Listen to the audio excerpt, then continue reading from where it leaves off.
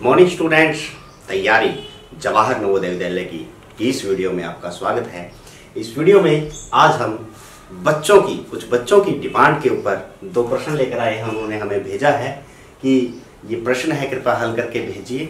तो बीच में हम जो हमारी सिस्टम से जो हमने चीज़ें चला रखी थी उसके बीच में ही ये दो प्रश्न लेके आए हैं। हालांकि इस टॉपिक को हम बाद में पूरा कवर करेंगे, लेकिन ये दो प्रश्न इसलिए करने जरूरी है क्योंकि बच्चों की उत्सुकता बहुत ज़्यादा है और उन तक ये प्रश्न पहुंच जाए तो उनका हौसला और ज़्यादा बढ़ेगा। तो हम प्रश्न को देखते हैं, उसके बाद हल देखेंगे। पहला प्रश्न है कि एक यात्री गाड़ी जो 80 किलोमीटर प्रति घंटा की चाल से चलती है, स्टेशन से एक मालगाड़ी के रेलवे स्टेशन से जाने के 6 घंटे बाद चलती है। अर्थात सवारी गाड़ी जो मालगाड़ी से 6 घंटे बाद चलती है, दोनों ही एक स्टेशन पे चलती है। पहले मालगाड़ी चली गई, उसके 6 घंटे बाद जो सवारी गाड़ी है वो चली जाती है तथा 4 घंटों में मालगाड़ी से आगे हो जाती है। मालगाड़ी की चाल क्या है?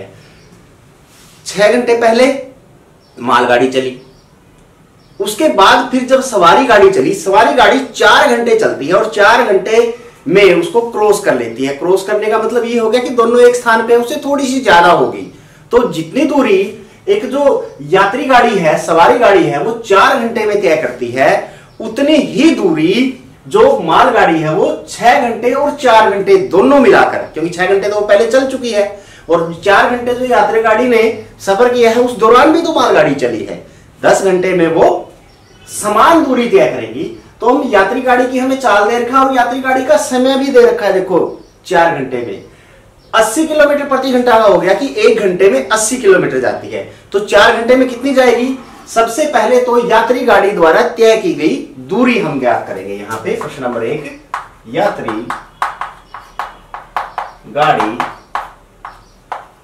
द्वारा तय की गई कुल दूरी।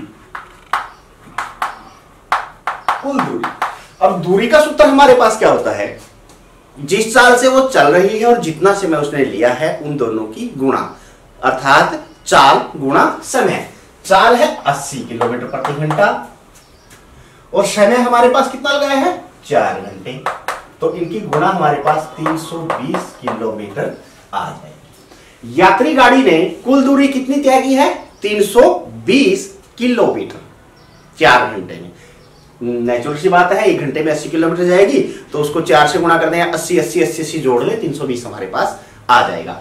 अब वो कहता है कि यात्री गाड़ी ने 320 किलोमीटर की दूरी तय कर ली 4 घंटे में और 10 घंटे में एक मालगाड़ी ने भी वही दूरी तय की है, तो उसकी चाल ज्ञात करनी है। तो सीधा हमारे पास यहां चाल ज्ञात करने का सूत्र क्या होता है?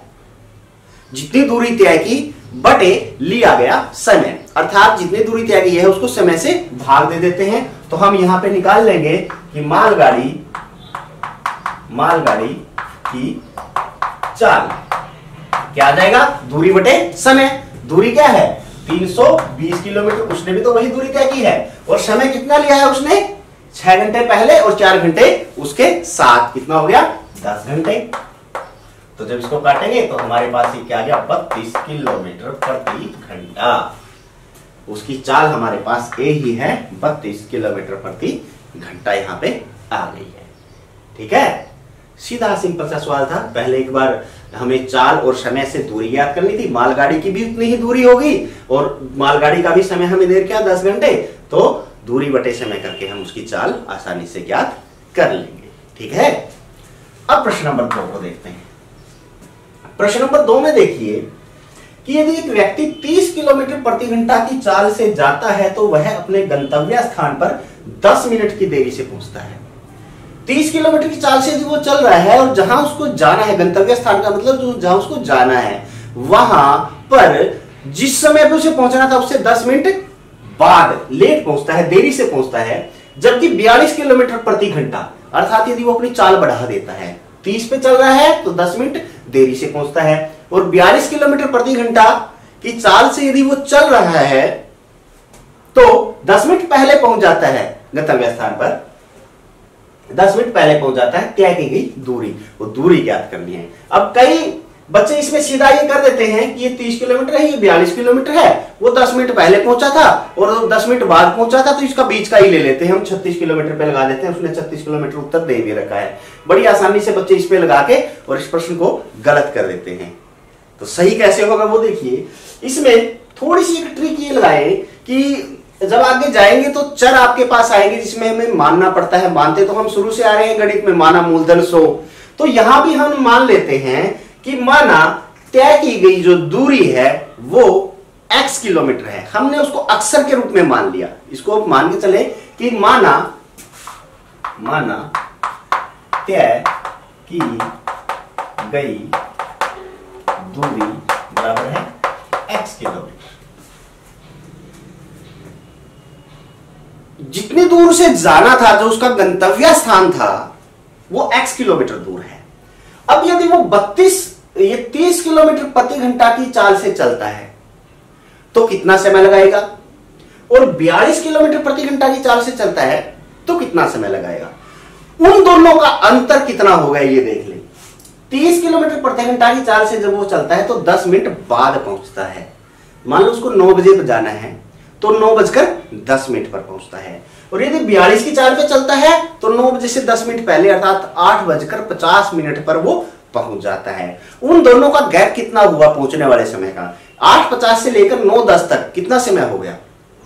20 मिनट हो गया। बिल्कुल सही कहा। 10 मिनट जब वो देरी से पहुंचा था और 10 मिनट पहले पहुंच गया तो 20 मिनट हो गया। अर्थात इस चाल और इस चाल द्वारा तय की गई दूरी में 20 मिनट का अंतर है। तो पहले तो हम इसका समय निकाल लेते हैं। 30 किलोमीटर प्रति घंटा की चाल से जब वो चलता है तो कितना समय लेता है, कितना समय लेगा? समय निकालने का हमारे पास फिर वही सूत्र है, दूरी बटे चाल। दूरी है हमारे पास x बटे चाल कितनी है? 30। वो बाद में लगा लें किलोमीटर वगैरह जो हमें लगानी होगी। अब इस दूरी को इस चाल से यदि वो तय करता है तो जितना हमारे पास समय आ गया उतना समय वो लगाता है, और उसमें से यदि 42 वाला हम घटा दें, अब 42 किलोमीटर प्रति घंटा की चाल से यदि वो चलेगा तो उसके द्वारा लिया गया समय दूरी बटे चाल, वह भी आ गया। इस समय में से यदि इस समय को घटा दे तो हमारे पास 20 मिनट बचता है। क्या बचता है? 20 मिनट। 20/60। 20/60 क्यों लिया? क्योंकि जो यहां पे ये चाल दे रखी है ये प्रति घंटा दे रखी है, प्रति घंटा, ये भी प्रति घंटा। अब 20 मिनट को घंटों में बदलेंगे तो 20/60 आएगा। भिन्न आपको बनानी आती है, वो भिन्न के रूप में ही है ये, ठीक है। अब यहां से इतना लेने के बाद हम क्या करेंगे? हम इन सब का एलसीएम लेंगे। यहां तक समझ में आया? भाई इस समय में से ये समय घटा दिया तो 20 मिनट अर्थात 20/60, वो इतना हमारे पास बच गया है समय, ठीक है। अब यहां पे 30, 42 और 60 का लघुत्तम आपको निकालना आता है। 30, 42 और 60 का आसानी से आप इसका लघुत्तम निकाल लें। कितने बचा जाएगा? 2 पे चलो, 15 है, 21, 30, फिर 2 पे चल जाएगा, 15 है, 21 और 15 है, फिर उसके बाद 3 पे, 3 पदे 15, 3 से 21, 3 पदे 15, फिर 5 पे चल जाएगा, फिर 7 पे आ जाएगा। अब इसको गुना कर ले। 7 पदे 35, 35 दूनी 70, 70 दूनी 140, 140 चाहिए 420। कितना आ गया? 420 इनका लघुत्तम हमारे पास आ गया है। अब 4 से 20 को हम यदि 30 से भाग देंगे तो हमारे पास कितना आ जाएगा?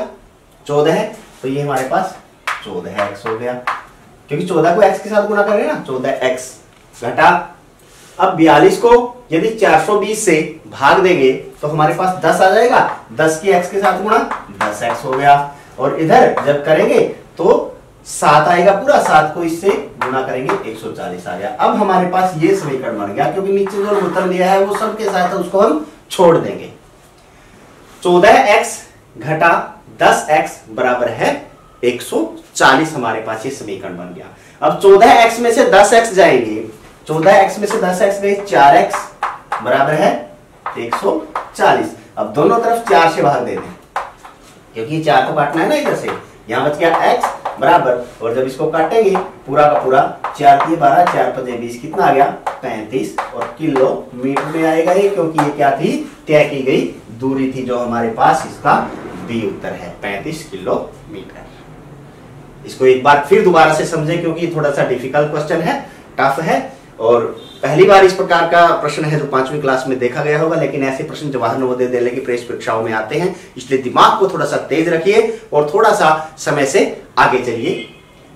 पहले हमने मान लिया कि त्यागी की दूरी x है। अब 30 किलोमीटर प्रति घंटा की चाल से यदि वो चलता है तो जो लिया गया समय है और उसमें से वो घटाना है कि जो 42 किलोमीटर प्रति घंटा की चाल से चलता है वो समय, क्योंकि जितनी ज्यादा चाल तेज होगी उतना समय कम लगेगा। तो ये समय ज्यादा है, ये समय कम है, ज्यादा में से कम घटाएंगे तो कितना समय का डिफरेंस आया था 20 मिनट का। अब 20 मिनट को घंटों में बढ़ा दिया, 20/60 हमारे पास आ गया। फिर जब इनका लघुत्तम लिया गया, एलसीएम लिया गया, तो वो 420 आ गया। 420 आने के बाद हमारे पास एक समीकरण यहाँ पे ये आ गया, जहां से हमने x का मान है वो 35 किलोमीटर ज्ञात कर लिया। वही ये था, बड़ी आसानी से निकल गया। ठीक है, तो आया समझ में ये। इसको हम उत्तर के तरीके से भी कर सकते हैं, लेकिन कई बार बच्चे उसमें उलझ जाएंगे। वो जब इसका सही तरीका हमारे पास आएगा फिर उत्तर द्वारा भी हम पता लगा सकते हैं कि कैसे इसका जो उत्तर है सही वो यही होगा। इन चारों में से 4 उत्तर दिए भी इसलिए होते हैं कि कई बार हम इसमें उलझ जाते हैं, तो उत्तर देख के भी हम सीधा प्रश्न के अंदर जाकर ये बता सकते हैं कि ये इसका सही उत्तर है। तो आशा है कि ये 2 प्रश्न आपको अच्छे से समझ में आ गए होंगे। अब इसी तरह की और वीडियो देखने के लिए हमारे साथ बने रहें। तब तक के लिए बाय बाय।